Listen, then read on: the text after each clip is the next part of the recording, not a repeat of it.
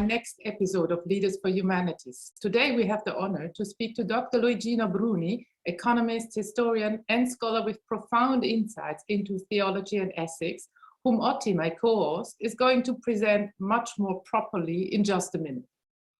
Before we go into this long-awaited conversation, let me briefly recap the Good Organizations Inquiry Project, which we started a year ago.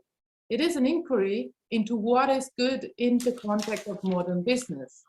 How can today's organization in this complex and often conflict-fraught societies contribute as citizens? How can they act as containers and synergetic transformers for the communities they serve and to serve? And how can they be trustees for the development of the humans working within them to flourish and to become better? In this journey, we try to involve lots of profound researchers, bridge builders, thought leaders, and visionaries who look at this inquiry from different angles and help us to make sense of the evidence, the theories, the practices out there. And finally, once further evolved, we would like to encourage politicians and business leaders to experiment with some of these bold new ideas to see if together, in a pragmatic fashion, we can move forward. And with that, straight over to you for proper introductions, Otti. Wonderful. Thank you very much, Antoinette. And again, a very warm welcome. Benvenuto al Professor Luigino Bruni. And how to present Luigino? It's a very good question because, as always, we are looking for bridge builders. And Luigino has been, in our interpretation, a bridge builder across many interesting threads of this inquiry. On the one hand, we will build on the notion of civil economy that we discussed with Stefano Zamagni some time ago. But Luigino comes from a tradition of historical thought in economics. And indeed, his dissertation was on the work of Pareto. And on top of that, he has been interested for the last decades in the notion of happiness and well-being, and especially sociality and reciprocity in that context. He has also been investigating the history of economics in especially religious connotations, both in Northern and Southern Europe, in the Catholic and in the Protestant world, and also been looking at the correlation between historic and biblical thoughts and his biblical studies with modern concepts that relate to the markets as we know them, capitalistic markets. So it all comes together in his thinking on the civil economy, but also some new thoughts around the role of management, the role of economics of communion, and the role of value-based organizations. So lots of very interesting themes for us. And again, Luigino has given us lots of homework. We've tried to study all his many very interesting books that look at the conundrum from different aspects. And to not lose some of the formal qualifications that are on this slide. So Luigino Bruni has moved from, if I remember well, the University of Milano Bicocca. It is now a professor for political economy at the LUMSA, which is the Libera Università degli Studi Maria Santa Assunta di Roma. So is at Rome, but also the coordinator of a PhD program in this very important kind of renaissance of the idea of civil economy. And he's an engaged scholar looking at many practical initiatives, not least the economy of communion already mentioned, but also l'economia di Francesco, which is the very interesting project with the Pope on bringing some of the Catholic social teaching and the ideas of the Catholic Church into the world of economics. So a very broad spectrum. And I would say a huge pleasure to speak with someone who I think senses some of the themes in economics from both the aspect of sacredness, the religious connotation, but also I think, Luigino, you have developed a very fine sense of beauty and of some of the human fragilities that underline and underpin some of the psychological aspects of what we do in economics. So very, very fascinating readings.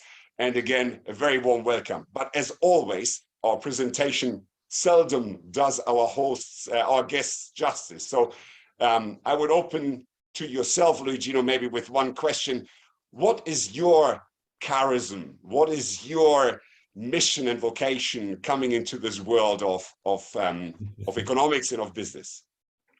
Thank you very much for this opportunity, for your invitation. I'm very honored and proud of to be a part of your program. Thank you really very much. Actually, it's very difficult to answer such a huge, important question, because it's also part of my philosophy of life that what is really our daimon, our charism, our duty, our destiny is revealed by the whole existence. Then only at the end of our life is possible to understand what was really our charisma, our vocation. What is because when we are living, when we are on the road, where we are still in the race of life, there is not the good standpoint for understanding what we are and what we do. We can just do. We can just follow our consciousness, our destiny, our sense of duty. And then at the end of the race, somebody else different than we will say, will understand what we really are. But one dimension that I feel very, very close to my way of understanding life and work is to work at the crossroads of disciplines, of domains of life.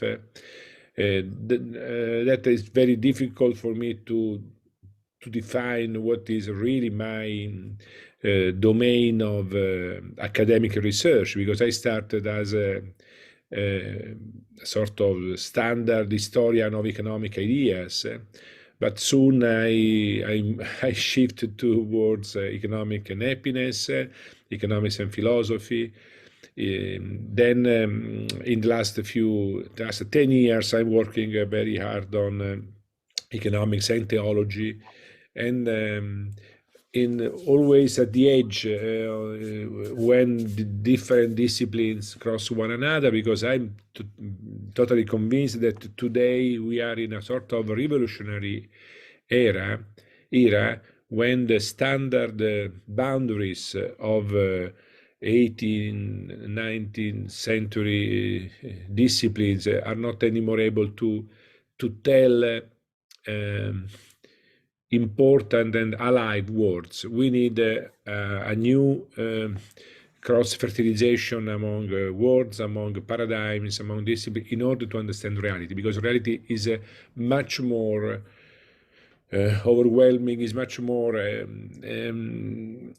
richer than our capacity of understanding it using the standard disciplines as hermeneutical tools. Then we need to mix up, to put together all at once. And then, of course, is at the same time fragile, because as we know in the academy, we are still very much based to disciplines, but is also very fertile, because life is always comes in the wounds of rocks, in the spaces among blocks. That will be the room for flowers, for plants, for life. Interesting. And I think this notion of, you call it narrative capital in your analysis of value-driven organization, it resonates with Martha Nussbaum's concept of narrative imagination. I think this bringing back some of the flowers into the discipline of economics, the dismal science, is more than necessary. I want to frame now the dialogue that we're going to have over the next 45 minutes. And as our listeners know, we normally transcend 3 specific questions. What is good? What is ethical? To then go into the elaboration of what is a good organization. So how do we connect morality and management? And finally, if we have some ideas around that, how do we get there? How can we become good? So what's the transformation pathway? And if you allow us, Luigino, we want to take you a little bit back in history almost, because as you said, you started with history of macroeconomics, your work on Pareto and the methodological analysis in Pareto is very interesting. And then you looked also with your PhD supervisor, Robert Sutkin, at concepts in well-being, happiness, meaning. So if we start there, the good life, what is good, what is ethics, what is meaning, I think that would ground the conversation nicely. And I will hand over to Antoinette, as always, for the first more specific question. Thank you. So if we just start with happiness research, because of course you have been very much writing in that space as well, then you also cite the Easterlin paradox, and one of its main premises is that a growth in income does not make us happier in the long run, at least, if we are looking at this. But what I then found very interesting is that you then go back in history and kind of also tell us that, well, there has something going wrong, or we took a side step in history, and we started to equate happiness with wealth. So when did this start, and can you tell us a little bit about that, and why that might not be the most clever thing we ever did? In the classical period of philosophy that we can call classic, at least from Socrates, Aristotle up to Enlightenment, 18th century, before the birth of modern political economy and modern sciences, social sciences, the idea was that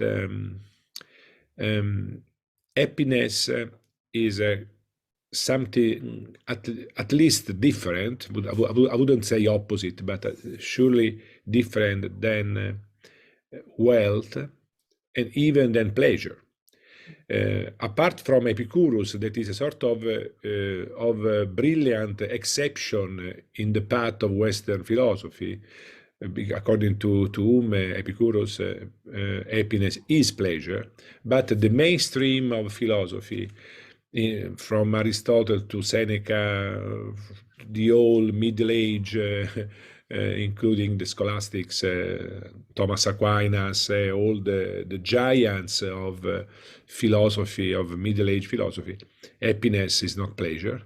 Happiness is not wealth. Of course, there is some connection between happiness and pleasure on one end and wealth on the other, but the semantics, the nature, the telos, the deep nature, the raison d'être of happiness is actually very different from pleasure, from wealth.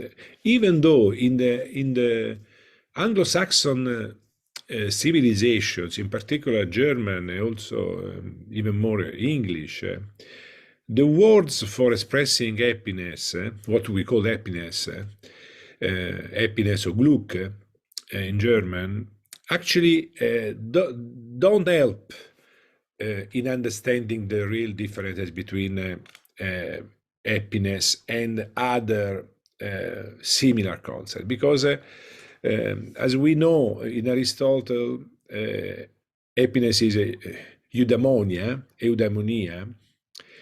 and that was something very close to the Latin word of felicitas, because the Latin word felicitas is close to eudaimonia, because it has to do with virtues, the virtue ethics. Happiness is the byproduct of a virtuous life.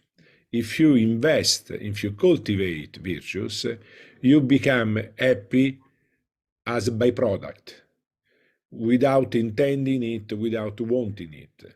You want virtues and you find happiness. This is the so-called teleological paradox.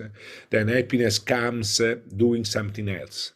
And then it was very, very important in Greek culture, in mainstream, and also in Roman. In fact, if you look, I have also in my office some picture of some coins, Roman coins for happiness, publica felicità, felicitas publica, public happiness, we would translate. But felicitas is not happiness, because happiness, as you know, comes from to happen, then from the idea of fate, the fortune. Whereas felicitas, the Roman expression, and also the Neo-Latin word felicità, felicidade, felicité, the Neo-Latin word for happiness, felicità, comes from fetus, femina, ferax, then the fecundity, the generativity, the children. In fact, if you look the other side of the coin, and on one end you find pubblica felicità, public happiness, you find children, women. That is the idea that felicitas has to do with children, with generativity, with cultivation of life. Nothing to do with pleasure. Maybe with wealth, but wealth as a capacity of bearing fruits. That is the whole European civilization up to, for that reason, as you know, I study also the civil economy tradition that is more Latin than the wealth of nation that is more Anglo-Saxon. There is also the huge, I'm now in the last few years, I'm working on also the Catholicism and the Protestantism in this idea of happiness that actually is interesting. But it's another... blaming Martin Luther on not liking the pleasure of life in the Catholic South and reacting very badly to that. I thought it was a little bit kind of interesting as a thesis in your last work on merit. But can I maybe build on what you just said, because a few very interesting things came up.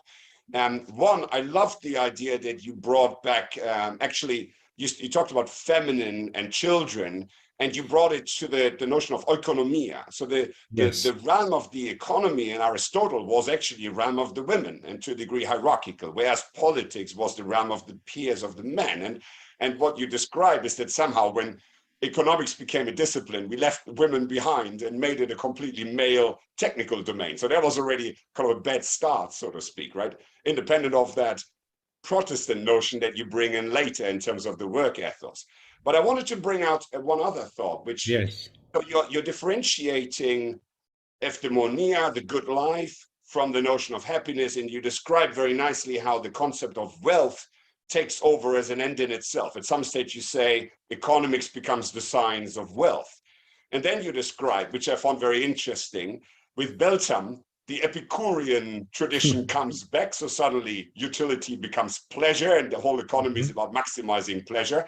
Then comes in the person you studied extremely well, Pareto, who takes pleasure away and makes a rational choice, and then suddenly it's just about in kind of ordered preferences, and then we have a dismal science, so to speak.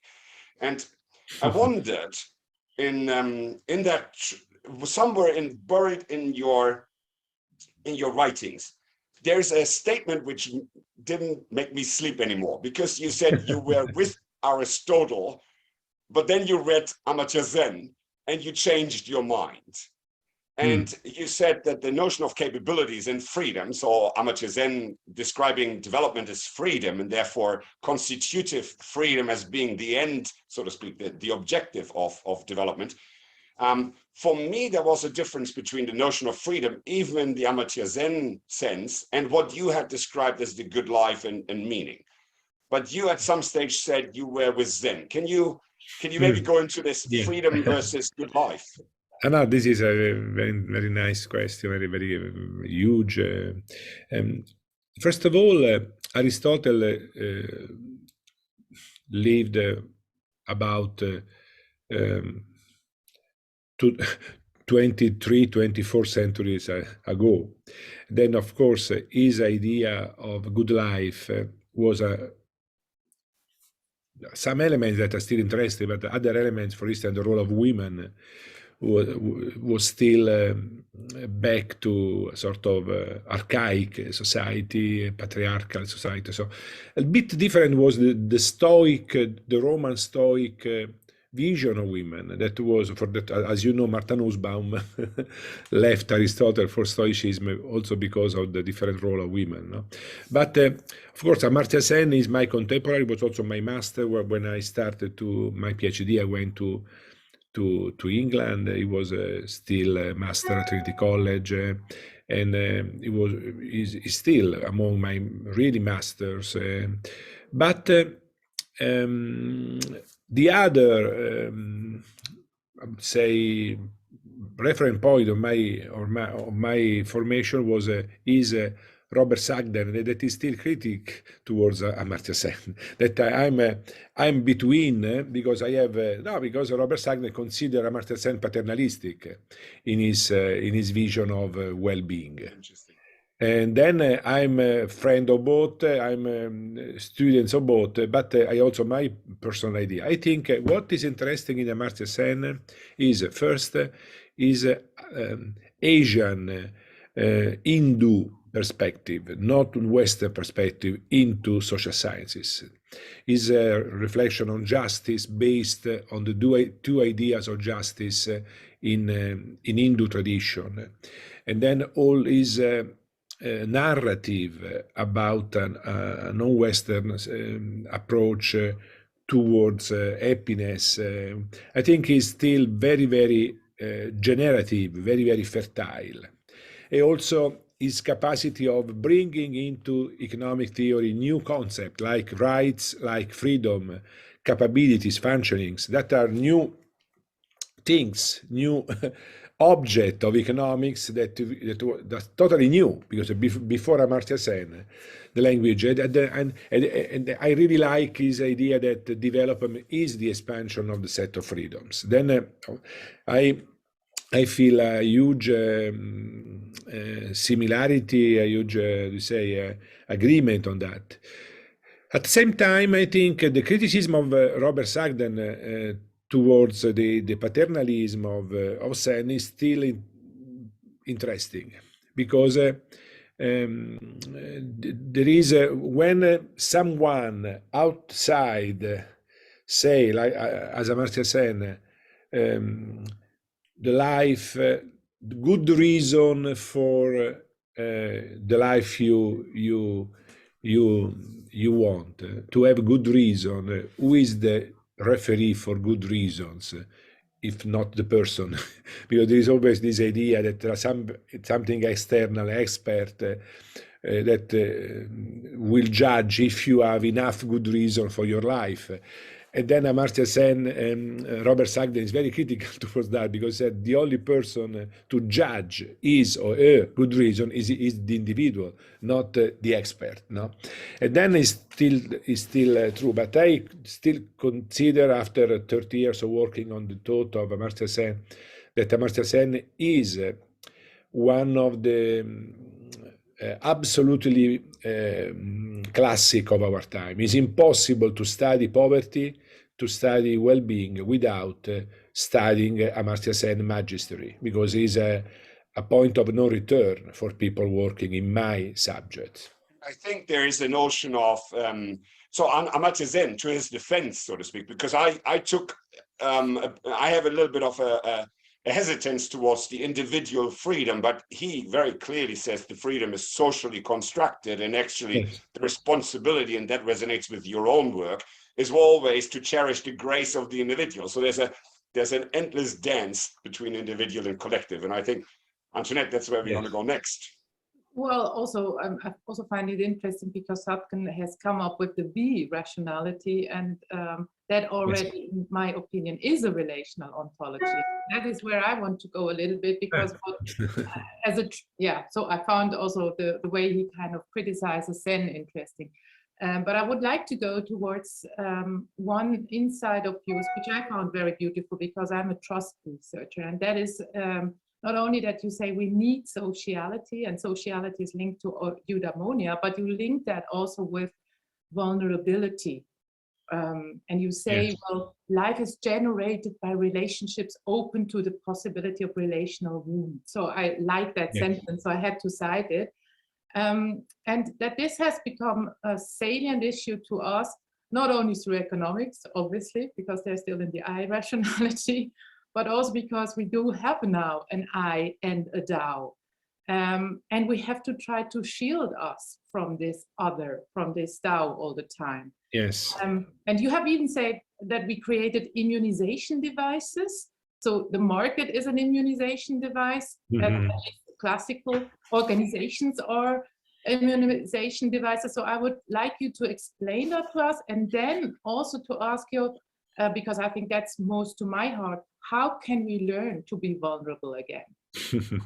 Now, this is a huge issue, in particular in these times, to talk about good vulnerability, wounds, because as you know, my first insight for a really turning point of my career, of my modern career, my research, was this discovery of this episode of the Bible, of the Genesis, of the fighting between Jacob and the angel in chapter 32 of the Genesis. Of course, I knew before, but there was a moment one day that I rediscovered this beautiful episode, one of the most beautiful narrative of all sacred books, not just the Bible. This mysterious fighting night, during the night between Jacob, one of the patriarch of the Israel, and this mysterious being that at the beginning is an angel, is a man, and at the end becomes a sort of angel of God. And after this fighting, Jacob was wounded by the angel, was wounded in the leg. It was, and then, but Jacob was the winner of the fighting. And then he said to the angel, I don't give you the chance to live unless you bless me. And then this idea of blessing related to wound, that for me was very interesting, because Jacob gave the blessing received the blessing from the angel, and he received also a new name, that is Israel. The name Israel was the new name of Jacob after the wound. And then for me, for an anthropological point of view, because usually this fighting, between the Jacob and the angel is a paradigm of the fate, but for me was a paradigm of human relations, because I think in important human relations, the possibility of wound is also the possibility of blessing. And if you renounce to all deep and strong relationships for the fear of being wounded, actually your happiness is not very high. Then this link between blessing and wound in life, of course, which is as you mentioned, the huge issue in that, because it is up to the point, the critical mass, the critical threshold of vulnerability in life, because vulnerability is something similar to other variables of life. Then there is a good vulnerability and a bad vulnerability. There are good pleasure and bad pleasure. There are good pains even and bad pains in life. Then my idea, also working on other authors like Martha Nussbaum, also other, I think is that if you put a degree of vulnerability in your everyday life, in family, in work, then you welcome a degree of vulnerability. You accept to live in a spurious world when also vulnerability is part of your life. It's a sort of vaccination towards the huge vulnerability. It's like our vaccination today, no? Then if you welcome, yes. It almost sounds like broaden and build, and Barbara Fredrickson's notion of the positive connections. You almost have a similar effect here. Yes. Can I take you, Luigino? May I take? I'm apologizing because we have. No, I like time. your take you a little rhythm of. We will pull you.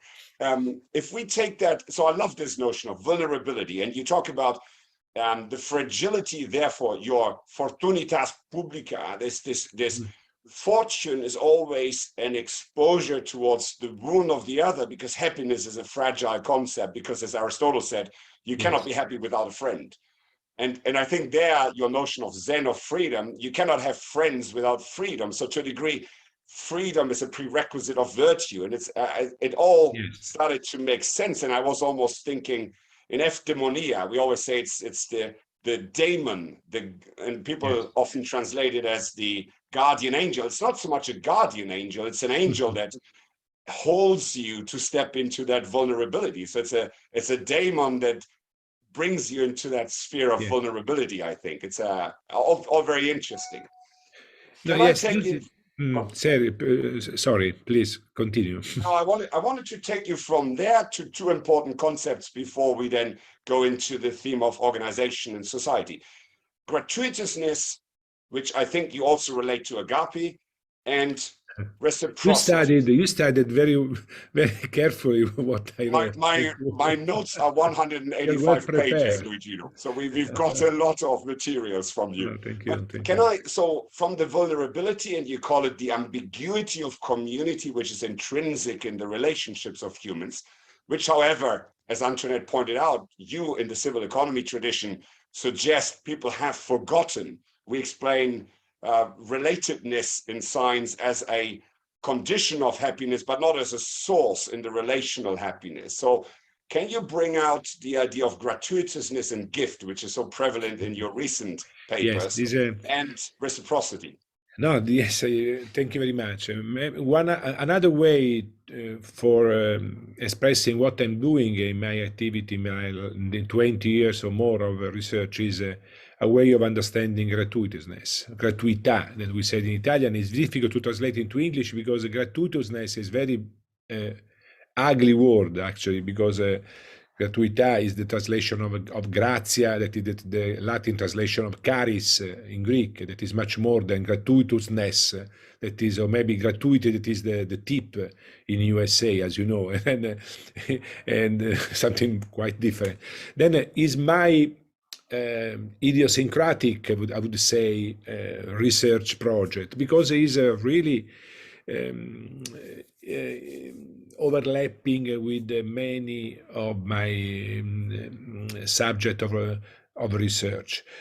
Because gratuitousness is one way of translating agape. As you know, in the first Latin code, translating agape into Latin caritas, after the C, there was the H, caritas, CH caritas, because it was the way to not mix up this caritas with the caritas of merchants, because caritas in Roman word was what is expensive, what is caro, what it cost much, and then was a word of commercial life, and then they put DH to say this caritas is also the translation of charis, not just the translation of agape, because it was this dimension of free love that is against meritocracy.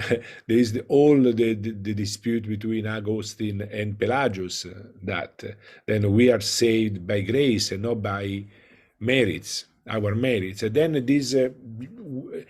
when I use gratuitousness today, all this debate, all this semantics wealth is there. And then gratuità is the dimension of relational goods. For instance, relational goods without gratuitousness is just a commodity. What makes a relational goods that are value but not a price is the presence of gratuitousness. That the reason of the relationship with you, Otti, with you, Antoinette, is intrinsic to the relationship and not just a means for a business or a means for an instrumental value. For that reason, by the way, relational goods and gratuity are very rare, scarce in organizations, because in organization the instrumental value is almost always there. Then you do something, but more or less sooner or later this investment must bring fruit. Then the nature, the value of intrinsic stuff, the value of something, because as a value in itself, even though it doesn't bring fruits, is very rare, I would say, demanding in business. Also because business is very much related to a sort of an instrumental reasoning. But that reason is important to reflect on that. Luigino, so in a nutshell, you're bringing into the forefront the Aristotelian telos of good life and happiness, in happiness, wrong translation. So eudaimonia being of the essential, the end that is not a means to another end. So it's what was it called, Antoinette? A good of ultimate, the final end. The final end, so to speak, right? That's this quality of, I'm bringing you to life, I'm giving myself as a gift, so to speak, into this relationship, and I'm creating something that is not an end, and it's also not, it's not instrumental, and it's probably also not captured in any kind of quantitative measurable dimension. Is yes, that sense? Yes, there was the old idea that in the highest values of life, there is a sort of non-instrumental value. If you want just to sign a contract for clients and so, if you have to buy vegetable or what you like in the bookshop, okay, you don't need a lot of intrinsic value. But in some domains of life, like family, friendship, love, you need something that is not just instrumental. That was a very old idea, not just in the Christian world. But you find something similar in the Hindu tradition, the Buddhist tradition, in African traditional religion, so and so. Then there is this proverb, Indian proverb: you don't have the fruit of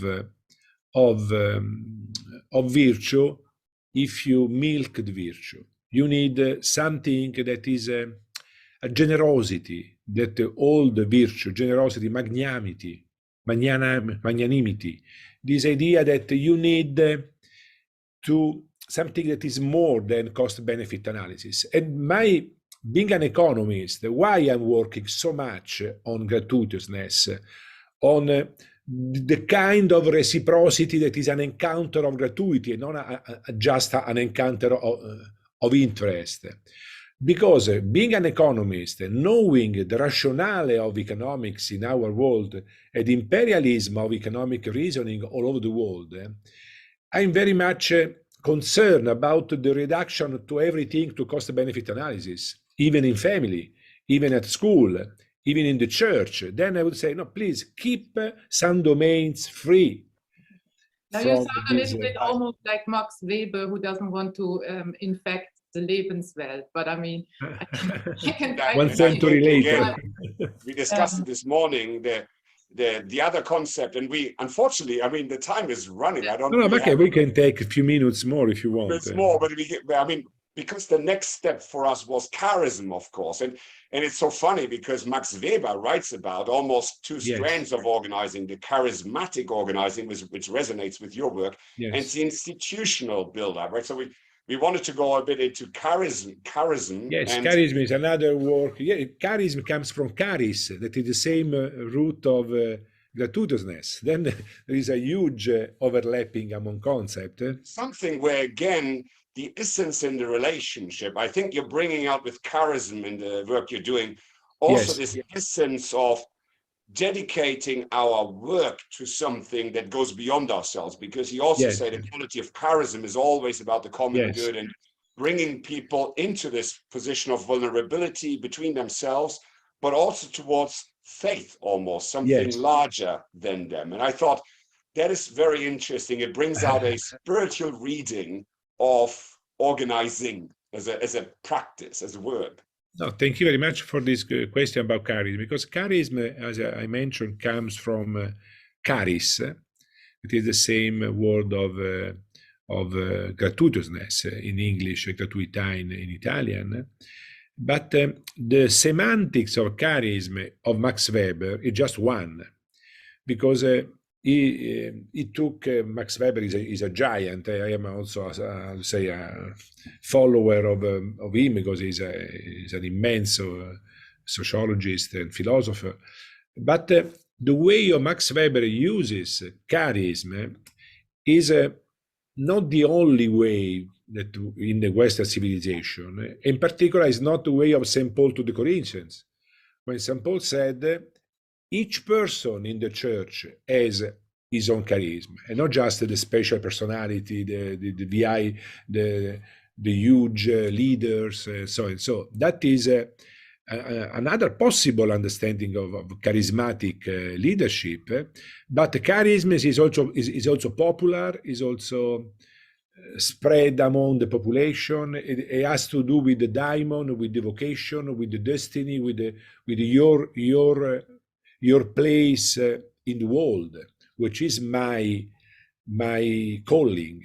And then the charismatic economics that I'm working on in the last 15 years is about also the Max Weber interpretation of charismatic leadership. I wrote a few books, papers about the founders of communities, movements, from Jesus up to Mother Teresa, all these.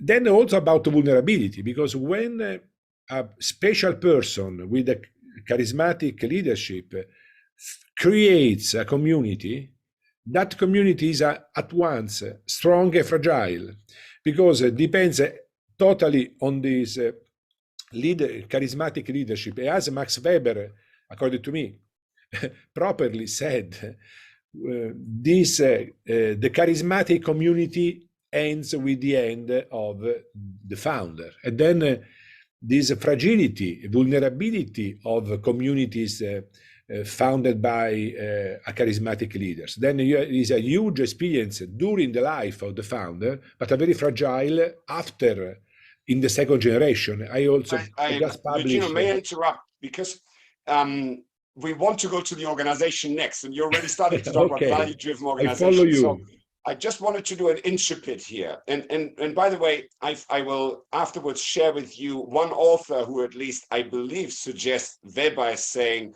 that charism has to be built into the institution to avoid that challenge that you mentioned, to pass over from the founder to the next generation. Yes, but if I can add one word on that, but according to Max Weber, when the charism create a charismatic institutions, the charisma in itself ends, dies, because it is impossible for Max Weber a charismatic institution. Value rationality. The institution is the death of the charisma. Value rationality, exactly the point. Value rationality. Bureaucratic rationality.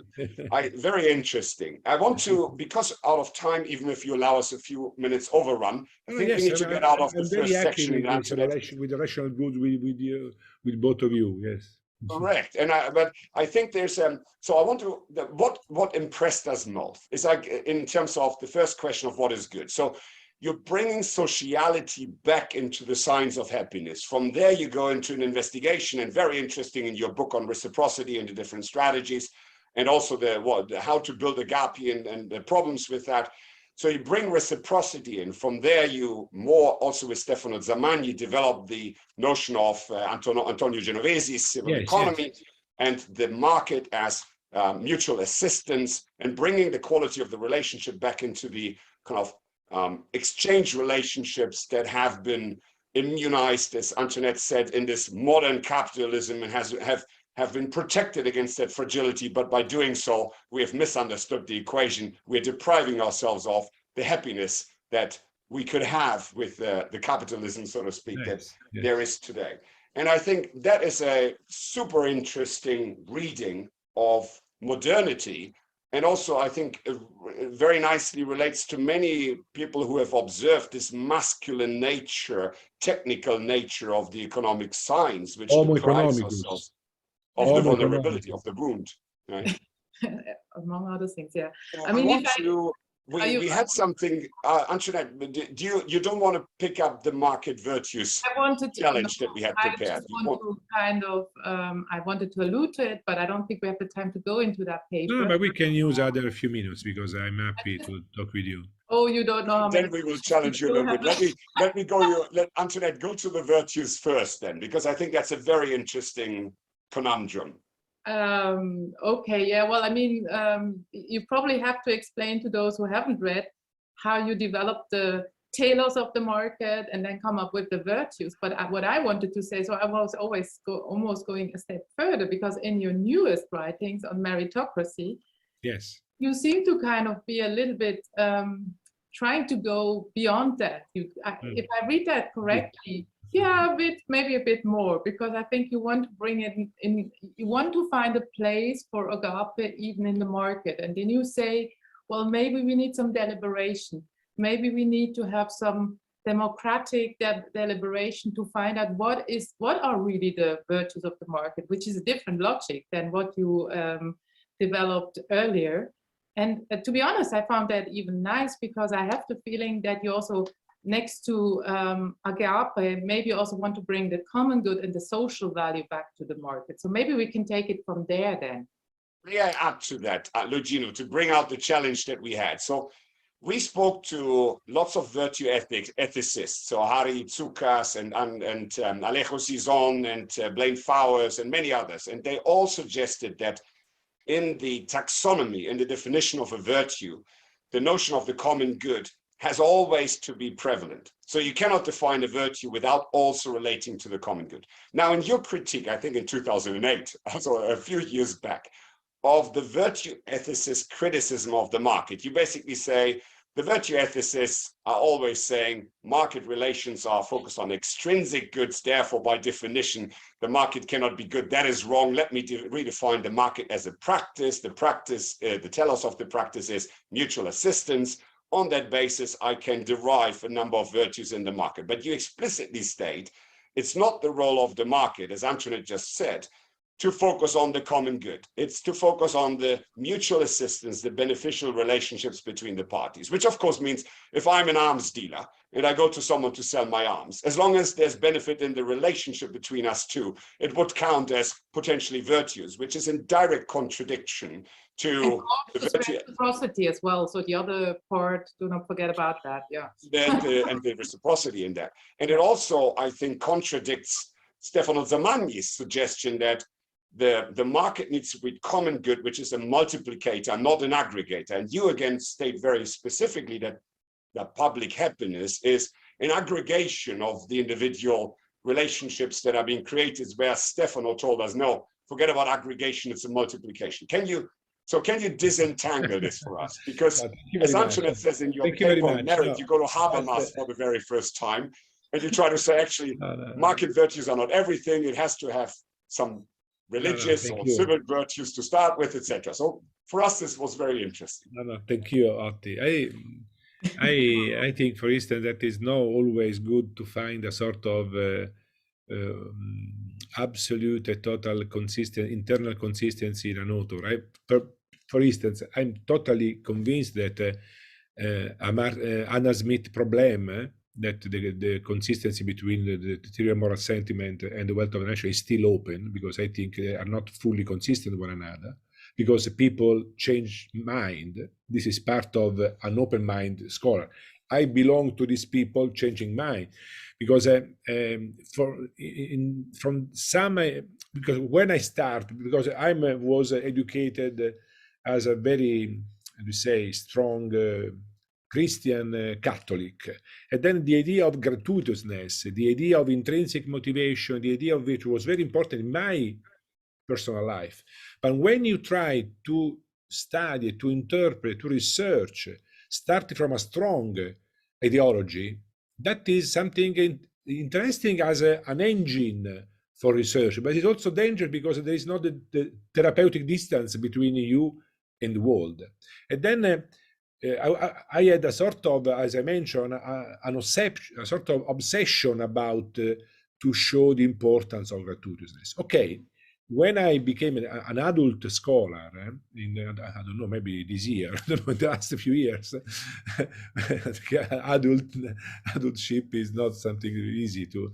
Anyway, I realized that market can be good even though the rationale, the telos, the resonator of the market is not intrinsic motivation. Because there can be in the world some domains that people do good stuff, even though bringing into account gratuitousness and so on, because there is also good that people exchange one another for the common good among them. Of course, you say, okay, then there is also a common good among people sending weapons, sending wars, and so and so.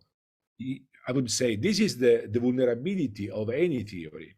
Because if you, I will tell you a secret of my methodology of doing research. If you write a theory, bounding that theory just to the positive uses of that theory, you will write a very poor theory. Because one characteristic of a good theory is the vulnerability to the bad uses. Because if you limit the possible user that you don't like, you limit the growth of your theory. And then it's also possible to use the mutual benefit for terrible things, but it's also possible to use the mutual benefit for beautiful things. I think that is the idea of market. Mutual benefit as a telos, reciprocity, not the all forms of reciprocity. There are forms of reciprocity that are not the market reciprocity, but even the narrow idea of reciprocity in the market is a road of civilization. And now, in my 50s, I like this way of people dealing with one another in the market. But at the same time, I know that the market is not all. What my fear is that the market is enlarging itself up to cover all society. That will be terrible. But if market remains one domain among the others, my critics towards Mayer, Bob Sagdan, towards the virtue ethicist, which is the main criticism, is that according to the many ethic philosopher of virtue ethics like Michael Sandel, Elizabeth Anderson, Michael Walzer, and others, if any form of market is a vice, because virtue requires intrinsic motivation, non-instrumental dealings. I would say, why? Why a mutual benefit cannot be virtue if you imagine market as the domain of a mutual benefit? Because if you imagine market as the domain of self-interest, of course it's difficult to imagine a virtue of the market. But if you describe market as the domain of reciprocity, why is it impossible to imagine virtue merchants, virtue entrepreneurs? If I can come in here, Luigino, I think there was one, I think in one of your papers, and one why we were so excited about this was because we had come to exactly the same problem. So we kind of thought you are struggling in the same way we are struggling. And also, I think we had detected a little bit your focus on bringing gratuitousness everywhere, which we were struggling with a little bit. But I found in your earlier writings two important thoughts for me. One was, you said intrinsic motivation also brings us to do many bad things. And here I think people who are following self-determination theory and so on are missing a trick. So intrinsic motivation is not always intrinsically ethically good. So there's a difference between driven by an internal need. There's a lot of people who destroy themselves with intrinsic motivation. Exactly. And I think here, the second thought in your writings on Antonio Genovesi and l'economia civile, the notion was actually the reinterpretation of the market was a means for everybody to produce and contribute their unique good to the good of all. So the market becomes a mechanism whereby I can do what I'm best at, you do what you're best at, and together we are creating a good society. So there was an instrumentality, so to speak, in the market as a mechanism to allow for a good society to happen, as opposed to an almost amoral, neutral, Hayekian device to just bring individuals to exchange. And I thought that was something that if we don't posit that the virtues of the market are related to that good society, we are losing an intrinsic thought in that Antonio Genovese idea of the civil market. And then we will struggle because we have to say, okay, either the good values from church or community or citizenship have to be there already, which is a little bit the theory of moral sentiments, or we have to go, as Antoinette pointed out in your paper on merit, we have to go to Habermas or someone else and say, let's call it deliberation and say, kind of what virtues are actually helping us to live well together. And either way, we need to find an exit somehow, no? No, this is a beautiful issue too. One small paper I wrote in the last in the recent times is the taboo of gratuitousness. What does mean is taboo of why gratuitousness is a taboo for organizations? Because my idea of market is that market is a good domain of society, is a common good of the entire society, as long as market people working in the market can use non-market virtues. Because if the market virtue become the old virtues of society, they become vices. Then when I see today companies, in particular the huge, the big companies, that organize for their employees spiritual retreats, guru talking about virtue, everything. When the company tries to become a sort of the world for your free time, for holiday, for even for religious needs, because I organize even the mass in the company sometimes. I'm very scared about that, because you eliminate day by day the room for other kind of virtue that people can cultivate outside. Maybe there are many virtues that you can cultivate, maybe more than we think you can cultivate inside the company, but not all virtues, because there are other virtues that if you don't cultivate outside the company, when you go to the company, you are very weak, even in terms of economic virtues. That is my Weltanschauung, I would say, that the market is good as long as it's not become the world. It become just one domain of the world. It may be very important, it's also very virtuous, but there are other domains. My civitas, my città, my city is the city where there are many flowers, many domains. But it implies we have to be citizen members of the market. Yes, citizens with that cultivate many domains. The risk of our society is to present market as so beautiful that you don't need other than market for a good life. I think that a good life is a good life with market and something else that is with equal dignity. But I mean, I think the same could be true for organizations, although I know that you are much more critical when it comes to businesses, if I look through your writings. I would like to go to the organizations now, and I would like to link it with the question, I'm not sure whether you answered it to me, and the question was, where can we learn to be vulnerable?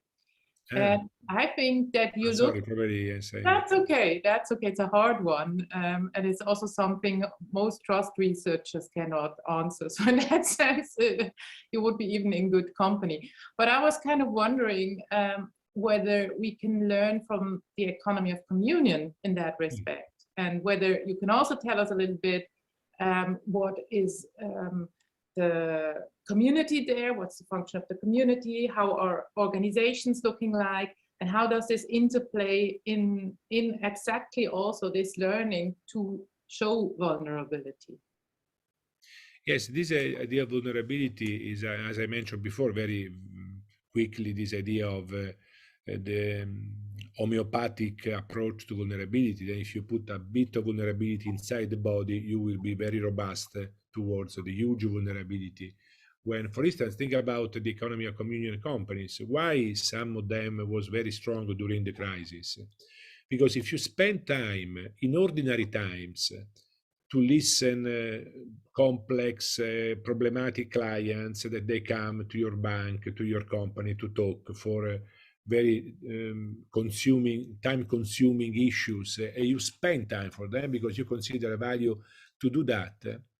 When the huge crisis arrives, not all clients will will run away, because there is a sort of investment in ordinary time, a sort of vulnerability that will be very important when there will arrive the huge vulnerability. I think this is also for in life. I think at the same time, I think companies in general consider vulnerability as a sort of taboo, as gratuitous, because why we say in Italian, why it's terrible to show yourself as vulnerable inside huge organization, because vulnerability is a sort just a wound. For a male society, a wound is something that is always negative. Then if you show if you think about diseases, if you show that you are fragile, that you have some problems with your health, you are not always winning, always strong, or I think you become a very not good employee. This idea that vulnerability is not a virtue, is not a value of organization. But at the same time, I think when vulnerability arrives, if you don't know the language, the lexicon of vulnerability, you are totally analphabet. You are illiterate for understanding the words of vulnerability.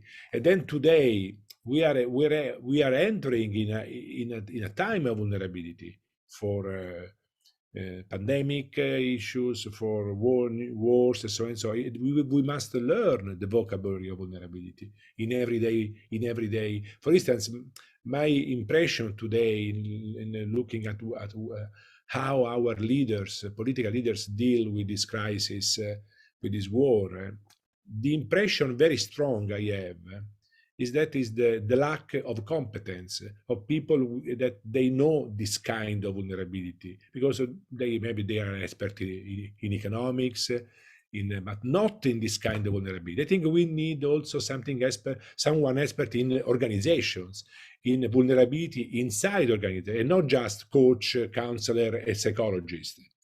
It's not enough. We need the ordinary manager that learn how to deal with vulnerability, because vulnerability is one of the word of our organization, good organization.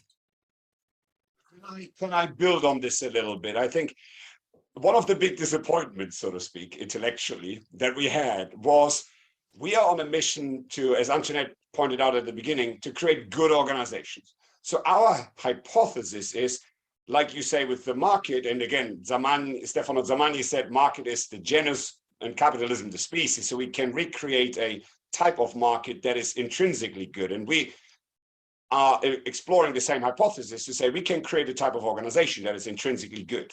So that offers some of what you described there. But our disappointment, so to speak, was you're not going there. And let me explain why. So on the economy of communion, you say building the community, the spirit always comes first. In the value-based organizations, you describe this curse of the founder, so that if people fall in love with that charisma, this charism, yes, it becomes ideological, and if you don't keep the gap to the spirit, you're in danger, right? So there's in the monasteries that you analyze, la regola, the rule comes first. Yes. The abbot is the first follower, is not the leader, so to speak. So you're exploring all sorts of very interesting components of how this good organization could look like. But then when you speak about the civil company, you say, I quote you, you say, companies want to be a force for good, etc., but cannot and should not generate all the social values present in society, nor represent the common good. And you literally say in another paper, the entrepreneur should understand, I am not God. So you kind of, yes. And yes. Your view, if I can say so, as a thinking about that, I'm not God. Yes, I think I'm not God, not the entrepreneur, but the company itself. I would put in the door, in the main door, in the entrance of a huge multinational, this I'm not God for you. This is because not attention. because I Right? think So the there's a, company, the organization is a good organization if don't pretend to be everything for the employees. A sort in this of day and age, I mean, I think sort the of question is, how do we get out of castity, this this conundrum? If people virtual spend castity. Not if people spend 60%, 70% of their waking hours at work, and as you point out, and Robert Putnam and others point out, if we've eroded social capital, there's no community, no family, no church anymore in people's lives. So the organization is arguably the civitas, is the mini polis of which people are part of. So is there in your mind no chance at all that organizations no, could become more no. civic in the way No, that they operate? Otti, I think I'm an economist. I don't like economists saying bad things about economic life because he's against nature. It's like a doctor that will be, oh, human body is a disaster. I will change doctor. No, I think economists who don't say beautiful words about economic life is not a good economist. Then I have a good idea of the market, of organization. Organization is one of the expression of the freedom of moderns, as Benjamin Constant, la libertà dei moderni. Then I like this very much. I think, for instance, in other papers I wrote, the beautiful of organization is the generative collective action. That we generate together new things every day. This is something that is as a Simone Weil that I was just studying this morning said that when you go to sort of work in progress cantiere with workers, they are not very interesting when during break they are smoking or drinking and so on. But if you pass again in half an hour, you see them in front of a wall, how to build that wall, they become beautiful. It's the beauty of collective action. It's something tremendous. We like very much to do that together. But what I tried, because I think... If I may, Luigino, the way that you describe the typical business is very black. There's very little it's gray. a bit black, because I think, I would just try to say, I think the role, the civic and the moral role of an intellectual is to be a critical soul of society, not to be flattering, to say, how beautiful. I think we love our world, also trying to be like the prophets in the Bible. They are always black, but they contribute to the common good, criticize the kings and the priests. That was their way to be white, of being white. I would say I'm not a prophet, but I like a prophetic economics. When we look at what is around us, that is good, but can be gooder, can be best, can be better, because we are not enough satisfied with what we do. Because there is any domain of life has its own potential biases. I think one of potential biases of people working in organizations is to consider themselves as the best way of do everything, because in the Novecento, in the 20th century, the winner was politics. In the 21st century, the winner is management, is business, everything. Like in the language of war, if you listen today, the way the expert of military strategy talk about war, they use human capital, the same language of management. They're very similar to multinational talking about food or Coca-Cola. Sorry for mentioning a brand, but I would say I'm as an intellectual of social sciences, I'm do my job in an ethical way if I try to say, be careful, attenti, because there are some domains, some dimension of our beautiful life in organization that is open to vices, open to some degenerative process. I just try to put these red points, be aware, not just because it's not because it's good, but it's not enough. I would say the rule of not enough. I mean, sound like a prophet, Luigino. I have to say, it's kind of, we're getting the passion of the prophecy. Yes, I think what we would love to do at some stage is come back to you and say, based on yours and other people's reading, especially in virtue ethics, this is our proposal of how a organization could become good, in the same way that you and Stefano and others have reconfigured, so to speak, the market and the economy to potentially become good. And then we want to see what you say and say you're still on a very hubristic pathway, or yeah, maybe there are some things that could work. Because I think there is a need for that. People, as Antoinette says, companies are becoming suffering machines. And even if we can only take them a little bit into the right direction, we're doing some good. So I think, and again, that needs hope, that needs faith, that there is such a light. I love that. We cannot go there. I love your picture of the light and the darkness that in adulthood we need to embrace, but unfortunately we cannot go there. But we will go to the final section. Thank you very much for all those very interesting thoughts. Antoinette.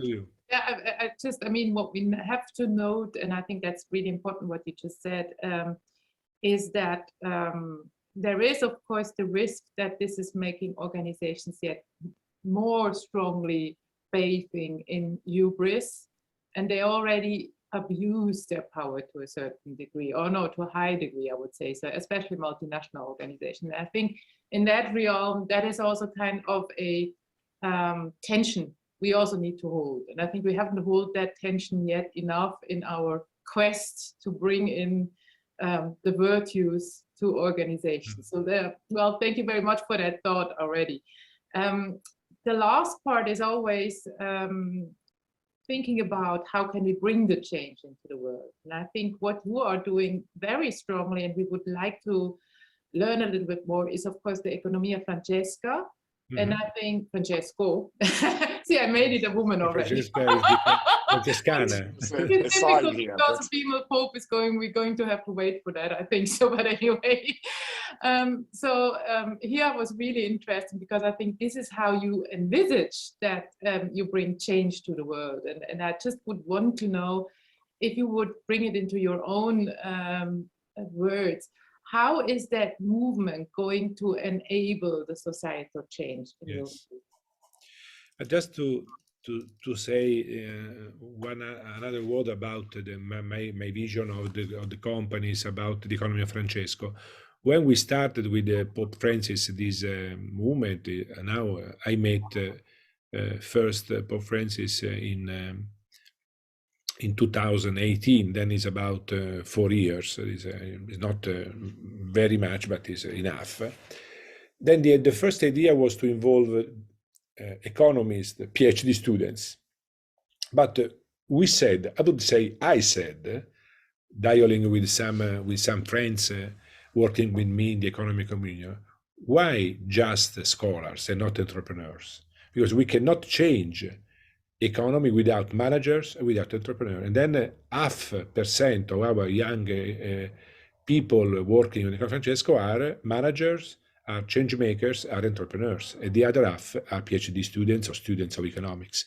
Then just to say, not a sort of justification, but to say that I really think that it's impossible to change the world without changing the organizations, because organizations are one expression as the freedom of people is our life. Then the economy of Francesco is one way I'm trying to do something in concrete, and not just also in the economic communities. In 25 years, I knew 100,000 of entrepreneurs, of managers, because it was something very practical. I was in charge by Chiara Lubich to be the responsible world wife of the economic communion for 25 years. It was is a movement of entrepreneurs. Then is an internal criticism, not something that someone was looking as a professor, a big snob, posh attitude towards this practical wisdom. No. My critique is always coming from the art, the internal of the business community. And then the economy of Francesco is an attempt to change something starting from the young people. That was very clear in Pope Francis when he told me I wouldn't anyone older than 35, because he said that the important economist, the important entrepreneur, they cannot be converted. They are so convinced about their idea. We have to start with young people. They are open-minded. They understand the environment, the pollution, the importance of a new economy. And then we have to start a movement of young economists, young entrepreneurs, because it's the only way of changing the world. Then Pope Francis gives a huge importance to economic life, and not just to theology or politics. A huge importance is the first young global movement of economists and entrepreneurs together. There are, of course, a movement of students of economics, a movement of entrepreneurs, but putting together with a so strong ethical, spiritual ideals. For me, I have to say, is a really great joy in this moment of my life, to see how much also the enthusiasm, the joy of these people, that they don't feel to belong to a charismatic movement, because the charismatic are the Pope and St. Francis, because the Francesco are two, Francesco of Assisi and Francesco Bergoglio. And then for the young people, they are so far away that are not the boss. And then is a movement without owners, without padroni, and that is the secret for the fluid reality of today. Today is the time of very structured, very strong organizations is over. We need in a società fluida, as Bauman defined our society. In this time, only fluid movement will survive. Without like Fridays for Future, because more plants and less animal. No, we are also studying this vegetal paradigm in economics, and not just the animal paradigm. And then can I come in there with a? And again, many apologies. We've overrun. We've taken too much of your time, but we were close now. I'm happy. But I would thank you very much. But I want to put one trouble in front of you and connect it to one thing that again surprised us, and I think surprised you in your, I think, 2008 book on reciprocity. So one, the Economia di Francesco. I joined one of the sessions, and it was beautiful. People chanting and young people singing and so on. But I had that sense that it was a bubble. And why? Because it was all people coming from a, let's say, charismatic, from a sacred, from a religious tradition, which immediately created bounds. So it was like going to mass where people shake hands because they have something in common. And you said, actually, this religious nature of the Middle Ages was what enabled the creation of the market, right? Because there was the trust of you're of my same faith. Yeah, we can do things together because there's something we share. And Antoinette and I, we are trying to create a non-religious movement of change. And frankly, it's immensely hard to bridge the individualism and to a degree also, again, this wound of this vulnerability of people stepping into a common space and creating something together. Everybody has their book, their thesis, their concept, their emotional capital in their own identity and so on. So creating that communion is very hard. However, I'm very sorry to say that there will not be a revolution without a change in power structures. And I think you noticed in one of your books this Jubilee culture in Israel. There needs to be a redistribution at some point of how we're going to change the power structures in our society. And the people that I joined in this very nice occasion with the Economia di Francesco, they're not the people holding the power in the world today. That is in the boards of the big companies, in the politicians and so on. And those people are not involved in your movement. And we are trying to get those people along with us. And frankly, we are suffering from the complete absence of this joint charism, which is the light that unites. And here I was intrigued by your 2008 book, or Antoinette and I were, because you're discussing reciprocity, and you're discussing reciprocity to a great length and detail, and you're building almost game experiments around this, and you're looking at different hypotheses on how to bring agape and gift and what you call this kind of progression from eros to philia to agape into the world. Congratulations. And in your conclusions, I know what I wrote, yes. Sometimes it's very intrigued by that, because we're always discussing whether love belongs to the organizations as well. So bringing love into the, Antoinette is trying, but it's hard. But in your conclusions, there's a surprising fact that in certain constellations, and I thought actually quite frequent constellations, a strategy of gratuitousness or agape fails. So only under very certain preconditions does a strategy to move from philia to agape work. And I was kind of thinking, is that related to this difficulty in creating movements across individuals, across organizations, in driving this societal change? And I just wonder, what's your advice? So what comes out of that reciprocity analysis that you did? What did you learn from Economia di Francesco? How can we bring some of that into the non-religious world or business? Thank you. The first issue about your the idea of bubble, the idea of the absence of power, structure, power, culture, people in power in the Economia di Francesco. This is true, but that was intentional. Was intentional because my understanding, not just my understanding of the world, in particular the political and economic world, if you invite, because there was a lot of people who would like to come to Economia di Francesco, in particular in the event with the Pope, the politicians, the managers. If you invite such powerful people, you think they change their mind because they participate to the Economia di Francesco. That is just an illusion, as you know. And then, but they will use also this moment to say we are also part of the Economia di Francesco. I would say, in my understanding, the change, the change process, the technology of paradigm shift is a long run process. In my understanding, starting from the young people today.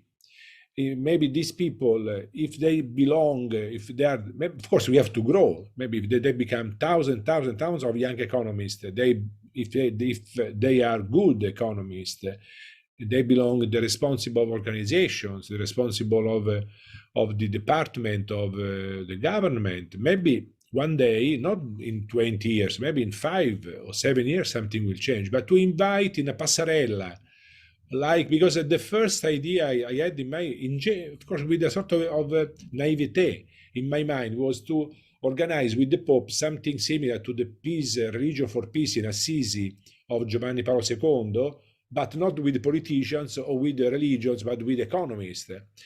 But the Pope told me, Luigino, it's just for applause and for for pictures. Nothing changed in the world after such a start.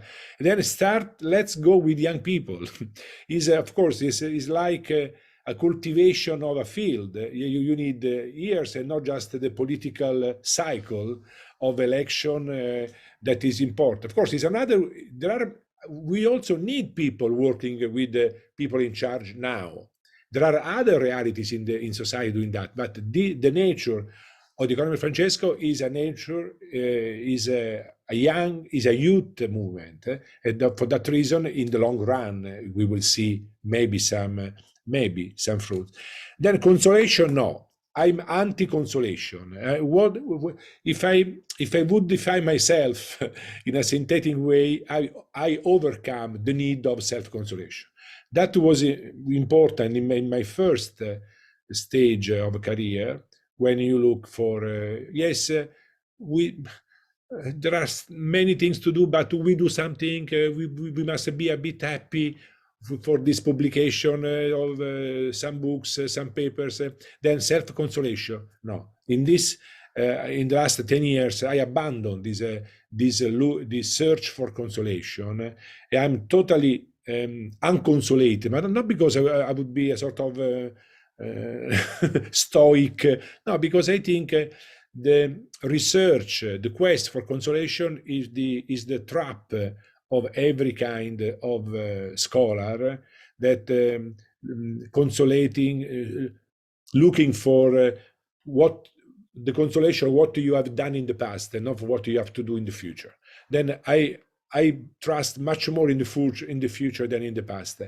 But going to the issue of agape and philia and eros, that is one of the most important results of my research in the last few years. Why? Because if you, congratulations for the knowledge of my books and papers.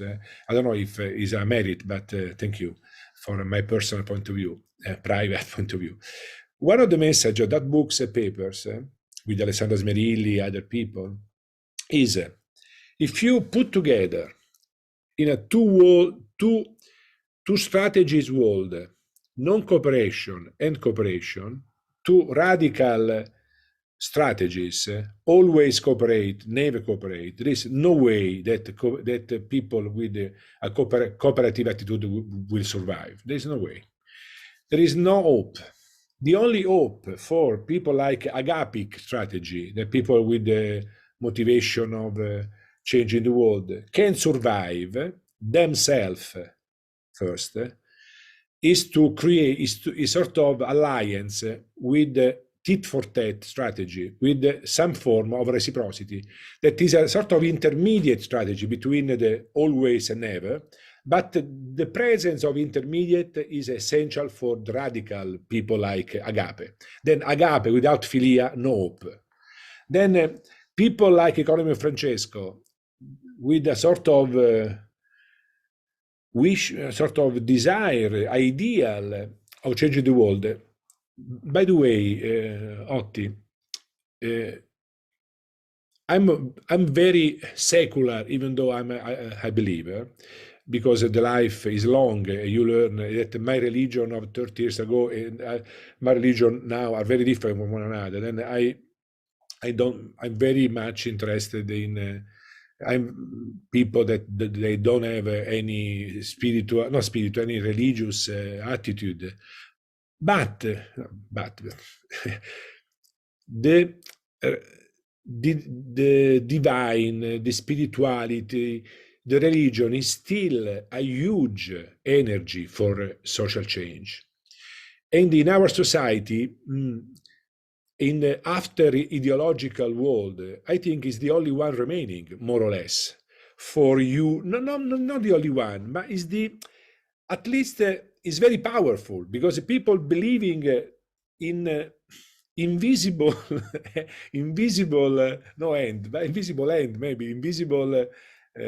realities, the idea of God, of Jesus in the gospel, they really is a sort of engine, very strong for. Then after 20 years, when you are young, you think that religion is easy. Maybe after 20 years, you realize that what you call God, Jesus, is something very different from what you think now. But 20 years ago, they were very important for your life and for your commitment for improving the world. I think in particular for young people, religion is important, because it's a sort of a huge energy for social change. This is my reading. But I think there's a number of things. So one, Ed Freeman told us that good ideas are not successful because they're getting embraced at some point, but because the people who don't believe in them die out. So I think Ed Freeman, being a pragmatist, is very much on your side, saying, let's go for the next generation.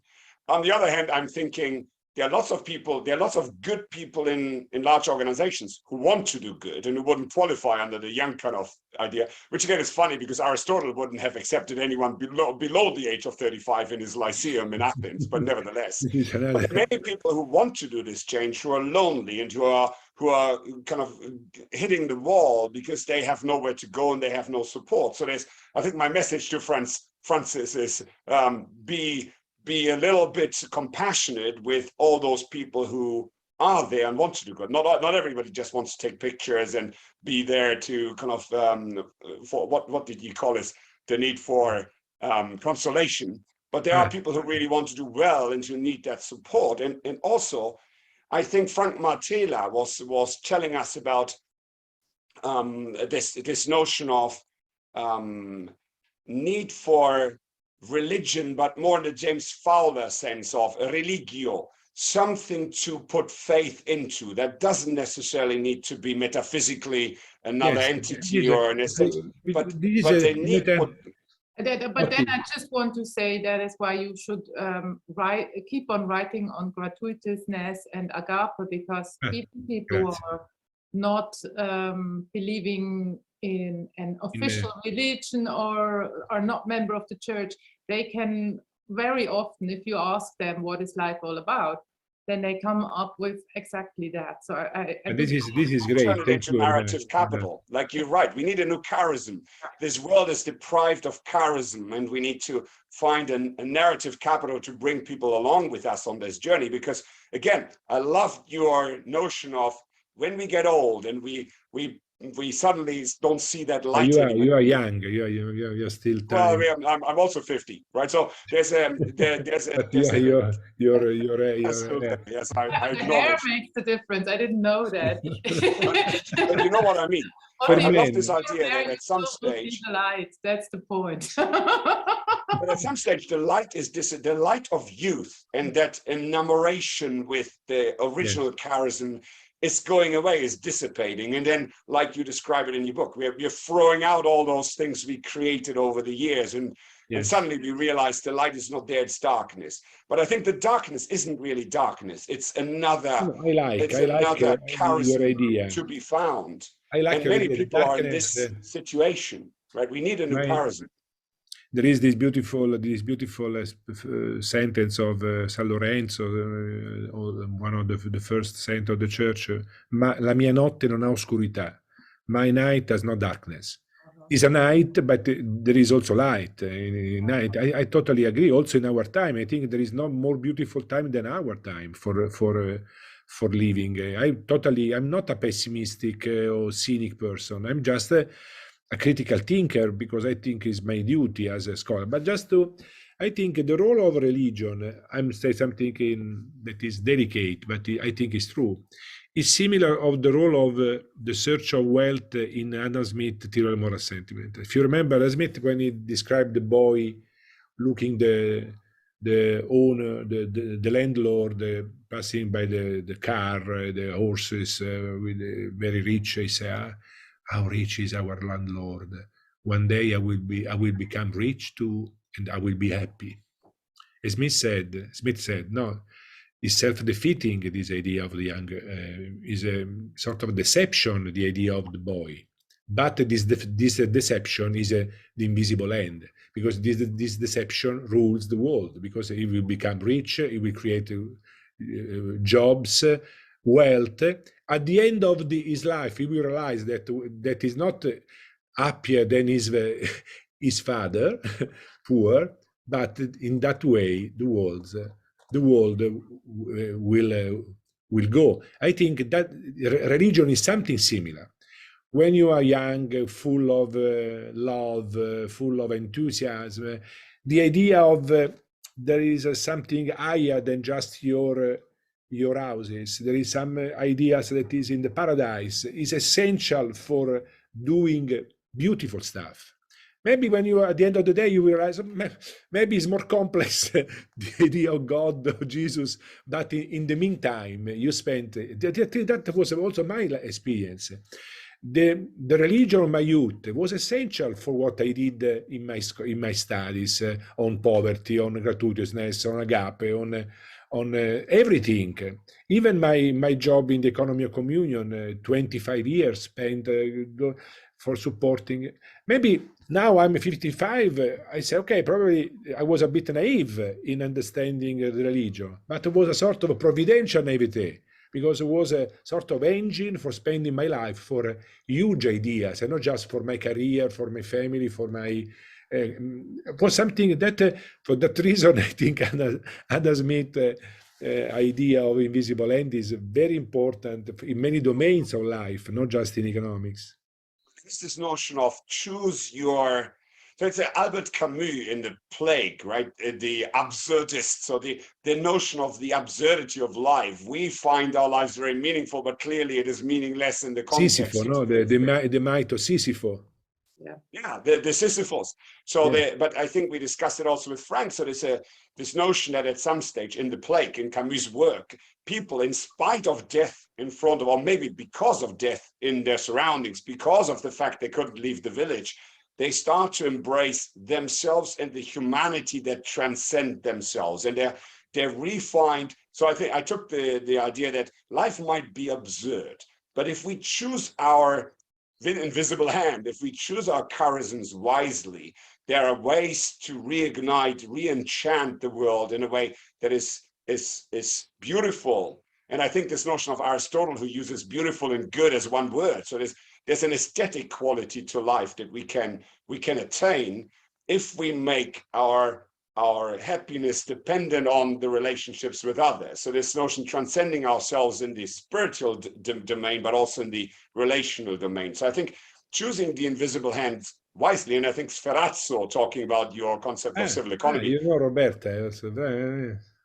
She's a student of mine in my dottorato in Roma, but she also worked a bit on a gap in organizations, in issue close to... She quotes you that we need to get from the I to the we, but it's also, she brings in the invisible hands of Smith has to be associated with more invisible hands, and an invisible hand in terms of the relationships between people. That must become like a charism that drives us, but also in terms of the contribution to something greater that can be attained if we turn the market into a force for good.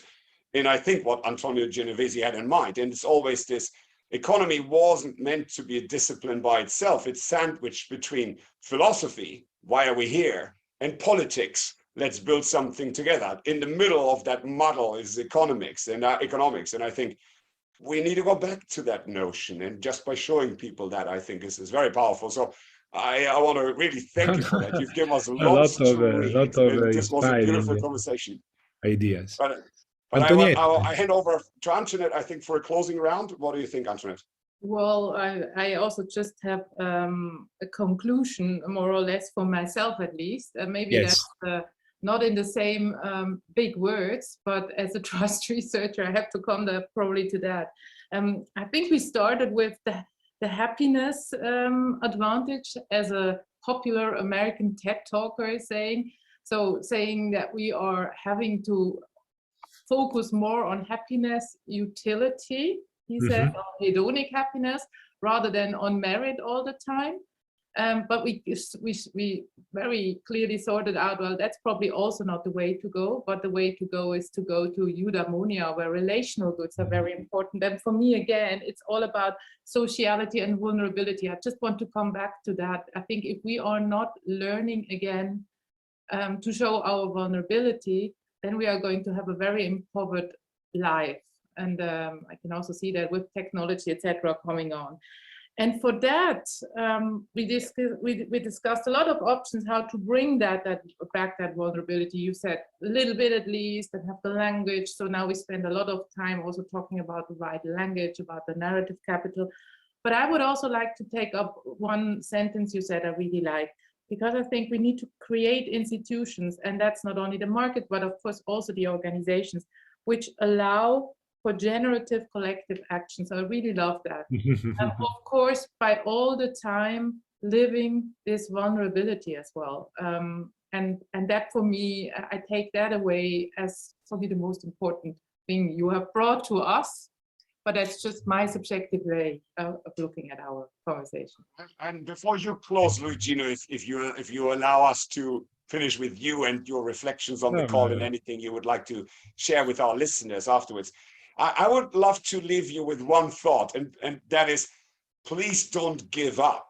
on the potential goodness of organizations. I think you're describing the charism, you're describing the beauty of value-driven organizations, but you're hesitant to allow the normal organizations to embrace some of that. And I think my invitation is, can we think about ways to bring some of that splendor, sacredness even in a not religious sense, into the institution of a normal business? And how would we do that? What can we learn from the monasteries, from the economy of communion, from the value-driven organizations, and so on? I think that would add yet another facet to that flower that you are starting to bring up. Eros, Philia, Agape. If you would write more about that, I would read everything. Yeah, of course, Antoinette would love to. Sorry, The last part of it. I want to define a thing before handing over to you for the closure is, in one of the books you write, we need a Shabbat for the world. Shabbat, and I think that is probably what I take away. We need to somehow generate a reflection period with the right people to say, how do we bring things back? And as you say, it's fluid, it's not easy, it's complex, but we need to create this Shabbat for people to think and reflect. Shabbat over to you for closure and reflection, final reflection. Shabbat was invented by the Jewish during the exile in Babylon, that today we know that, without temple, because the temple was destroyed by Nebuchadnezzar. It was a terrible theological, philosophical, anthropological, terrible disaster, because it was totally ununderstandable for the Jewish the possibility that the temple of the only true God would be destroyed, because there was the idea that the truth was the winner. There was this idea that the true God is also the winner God, because then they discovered in the exile that the truth can be true even though if you lose, even though you are destroyed, and then during that time, without temple, without synagogue, without the sacred space, they invented the sacred time, because Shabbat is a sacred, sacred time was another quality of time, because as you know,